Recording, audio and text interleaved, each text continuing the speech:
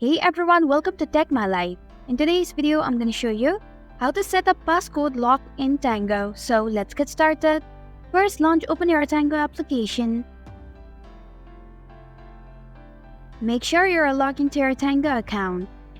Now tap on your profile picture icon at the top left corner of your screen.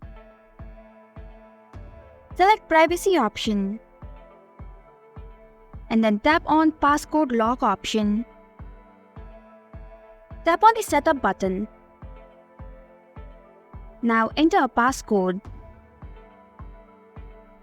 Then re-enter your passcode.